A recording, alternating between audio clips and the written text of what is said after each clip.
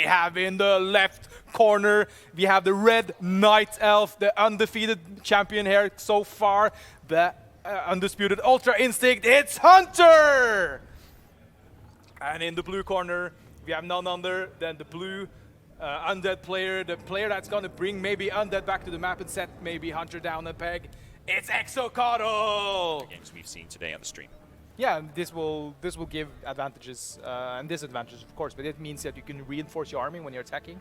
Quite a bit faster, giving you easier creeping potential, and of course, with that route, you're much more able to actually get more damage out.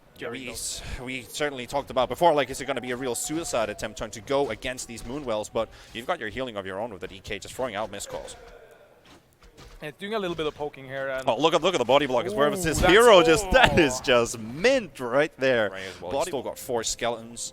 And yeah, he does still have skeletons available, but it's on cooldown, so he won't be able to bring out extra reinforcements here. And he's not actually spawning any extra units. He's just fighting with the ones that he has at hand. But he's also risking it here. But he knows that DK doesn't have any mana, so he cannot harass him there, even though he wanted to. And he's down to 30 health. Should be all right here. Just kiting, using the archers for his benefit, getting extra hits. How much is the other person building? So if there wasn't teching happening at the other side, they could be building up a large army that could push in. Here and just get that XP for himself, forcing the ghouls out and causing some heavy damage here. Might actually get one of them. He will. He might even find a second one with the entangled roots used on another ghoul, so that is very important XP here for the team. Tangled on the spot, and he's going to have to try and do something to save, and even though it seems like a bit of a futile attempt to try and actually help with that, there comes the statue into play, but the DK's rooted up as well. No, not the DK!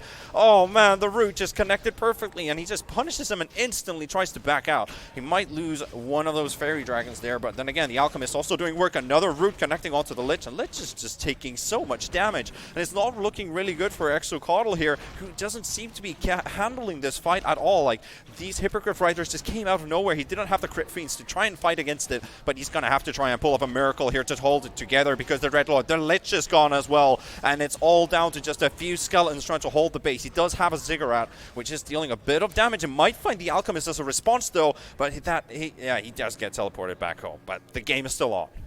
And he's going to run into a very unlikely surprise. Here comes the Hippogriff army just rolling right on top, and they're just completely ignoring the existence of the crit fiend and just burrowing all around the DK and punishing him for a second time. And the DK is gone. The finishing blow against the undead here, and here we go for the fight right away. They just get the lich held in place. Level 1 lich, easy to take down. There's another web onto the fairy dragons, but it's really not stopping them at all. Another crit fiend followed as well, and the alchemist, he is the one tanking most of these ziggurats and also the base. He does take some damage, but he is holding his ground, and he's got heavy defense.